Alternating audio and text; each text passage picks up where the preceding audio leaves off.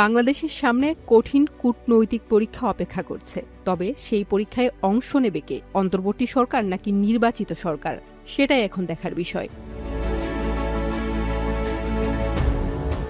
মার্কিন সিনেটে অনুমোদন পেলে ব্রেন্ট ক্রিসেন্টসেন বাংলাদেশের নতুন রাষ্ট্রদূত হিসেবে দায়িত্ব নিতে যাচ্ছেন। সিনেটের পররাষ্ট্র বিষয়ক কমিটির শুনানিতে তিনি বলেন, ঢাকায় পৌঁছালে তিনি বাংলাদেশের কাছে প্রতিরক্ষা ও অর্থনৈতিক বিষয়ে চীনের উপর অতিরিক্ত নির্ভরতার ঝুঁকি স্পষ্টভাবে তুলে ধরবেন। অন্যদিকে বর্তমান অন্তর্বর্তী সরকার চীনের সঙ্গে সম্পর্ক আরও জোরদার করতে কাজ করছে। তিস্তা মহাপরিকল্পনা বাস্তবায়নে চীনা অর্থায়নের জন্য সরকার ইতিমধ্যে ৬,৭০০ কোটি টাকার ঋণ চুক্তির প্রস্তাব পাঠিয়েছে। মার্চে ড. মোহাম্মদ ইউনূসের বেইজিং সফরের পর প্রকল্পটি দ্রুত অগ্রসর হয় এবং বছরের মধ্যেই দুই দেশের মধ্যে আনুষ্ঠানিক অর্থায়ন চুক্তি সই হতে পারে বলে নীতি নির্ধারকরা জানিয়েছেন। চীনের রাষ্ট্র নিয়ন্ত্রিত একটি প্রতিষ্ঠান ইতিমধ্যেই প্রকল্পের সম্ভাব্যতা সমীক্ষা সম্পন্ন করেছে।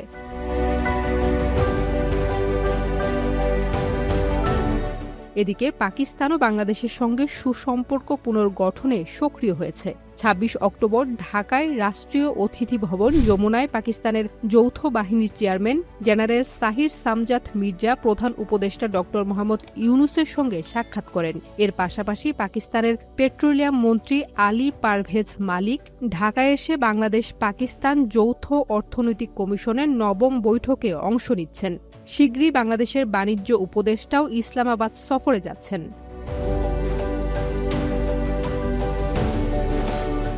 আরও উল্লেখযোগ্য হল, পাকিস্তান চীনের সঙ্গে বাণিজ্য সহজ করতে বাংলাদেশকে করাচি বন্দর ব্যবহারের প্রস্তাব দিয়েছে।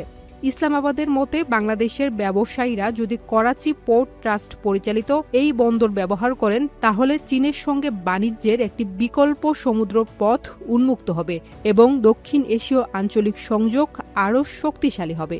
সব মিলে বাংলাদেশ এখন অতীতের আওয়ামী লীগ আমলের কূটনৈতিক নীতি থেকে সরে এসে নতুন করে আন্তর্জাতিক বলয়ের সঙ্গে সম্পর্ক পুনর্গঠনের পথে এগোচ্ছে।